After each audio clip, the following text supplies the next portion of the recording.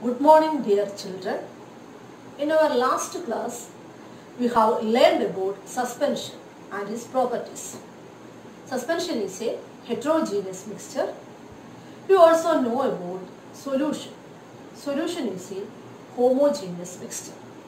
Today, we are going to learn another mixture and its properties. This is a glass of milk. Is this a pure substance or a mixture? Yes, this is not a pure substance, but this is a mixture. Why? Because this milk contains fat, proteins, water, etc. So this is a mixture. You know that pure substance contains only one kind of matter. So this is a mixture. Then what kind of mixture is this?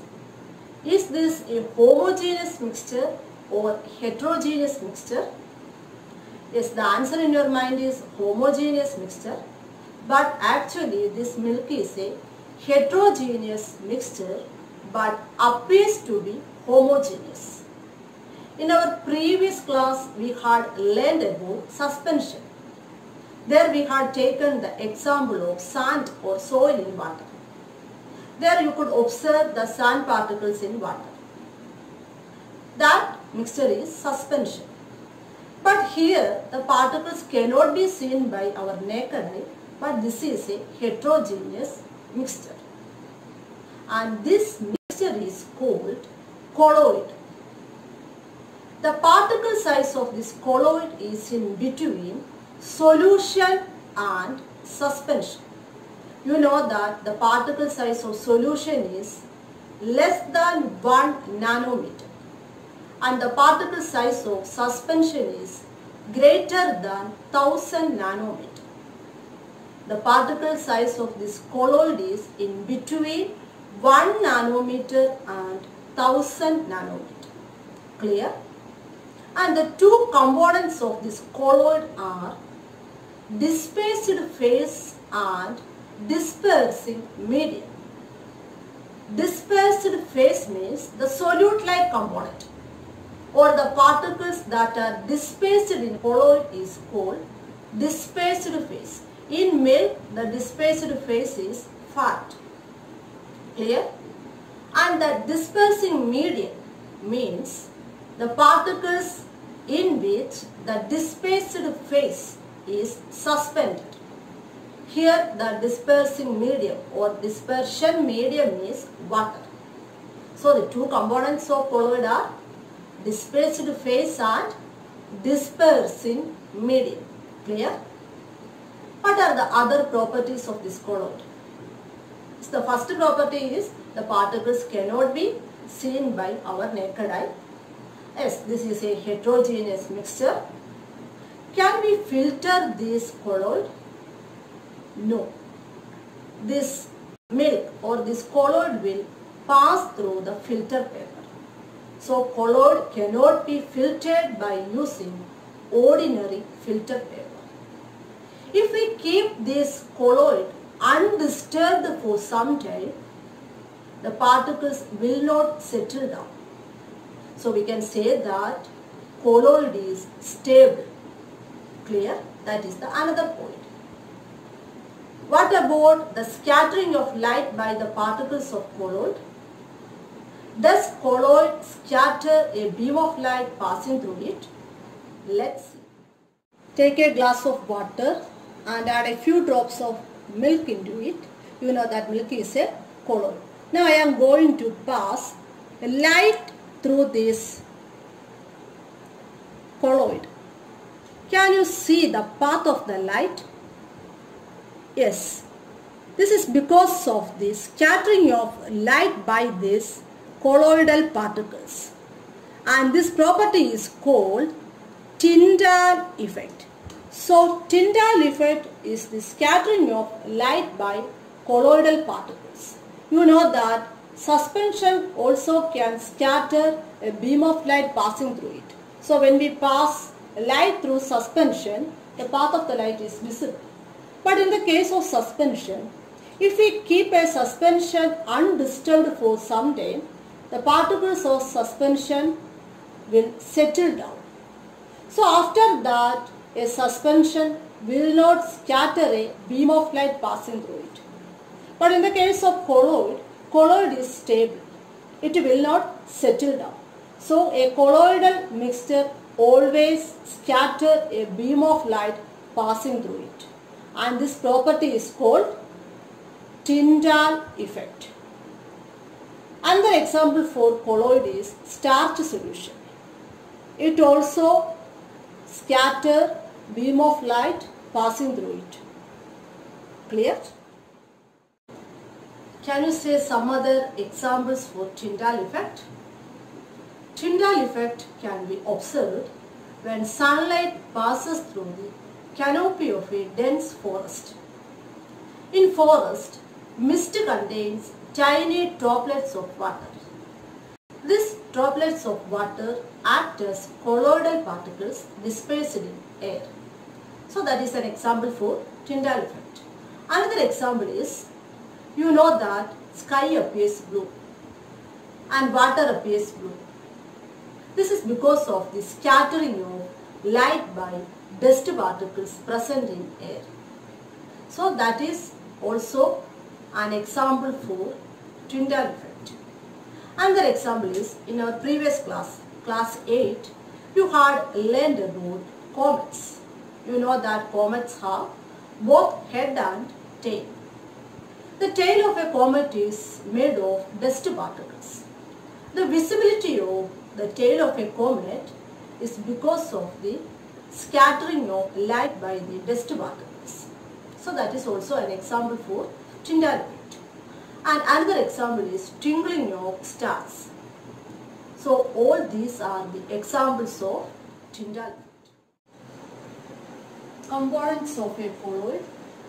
The two components of a colloid are dispersed phase and dispersing medium. What is dispersed phase? The solute-like component or the dispersed particles in a colloid are called dispersed phase. That means the minor component in a colloid is called dispersed phase. Then what is dispersing medium? Dispersing medium is the component in which the dispersed phase is suspended. That means the major component in a colloid is called dispersing medium. Clear? What are the properties of a colloid? Yes, colloid is a heterogeneous mixture but appears to be homogeneous. Particles of colloid cannot be seen by naked eye. It shows Tyndall effect. That means it can scatter a beam of light passing through it. So the path of the light is visible. Why? Yes, the particle size is bigger. The particle size is bigger than that of solution, but the size is smaller than that of suspension. So the size of the particle is in between solution and suspension. Another property is the particles of colloid do not settle down when left undisturbed. So we can say that colloid is stable. Its particles cannot be separated from the mixture by the process of filtration. So all these are the properties of a colloid. Let us see some examples of colloids. Depending upon the state of dispersed phase and dispersing medium, colloids can be classified into various types. Let us learn one by one. If the dispersed phase is a liquid and dispersing medium is gas, then that type of colloid is called aerosol. Examples for these aerosols are fog, cloud, mist, etc. You know that in fog or cloud or mist, liquid particles are dispersed in gas. Another colloid is solid dispersed in gas. That type of colloid is also known as aerosol. Example is smoke and automobile exhaust. Here, solid particles are dispersed in gas. You know that in smoke, solid particles are dispersed in air or gas. Next is gas in liquid colloid. Minor component is gas and major component is liquid. That type of colloid is called foam. Example is shaving cream. Here gas particles are dispersed in liquid. Another type of colloid is called emulsion. In emulsion, both dispersed phase and dispersing medium are liquids. Examples are milk, face cream, etc. In milk, both dispersed phase and dispersing medium are liquid. Another type of colloid is called salt. In salt, dispersed phase is solid and dispersion medium is liquid. That type of colloid is called salt, and examples are milk of magnesia and mud. Milk of magnesia is magnesium hydroxide. You have learned about this milk of magnesia in class 7. There you have learned that it is used as an antacid, that is chemical used to remove excess acid from stomach. So that is milk of magnesia. Next type of colloid is also a foam, that is solid foam. Here gas particles are dispersed in solid. Examples are foam, sponge, pumice stone, etc. Here this foam is a solid substance in which air is trapped. Then what is pumice stone? Pumice stone is a scrubber, or it is an abrasive stone which is used to remove dead skins from our feet or hand. The next type of colloid is gel. Here dispersed phase is liquid and dispersing medium is solid. Examples are jelly, butter, cheese, etc. In butter, dispersed phase is liquid and dispersing medium is solid. The last type of colloid is solid salt. Here both the dispersed phase and dispersing medium are solids. Examples are gemstones, milky glass, etc. In gemstones, dispersed phase and dispersing medium are solids, ruby, emerald, etc.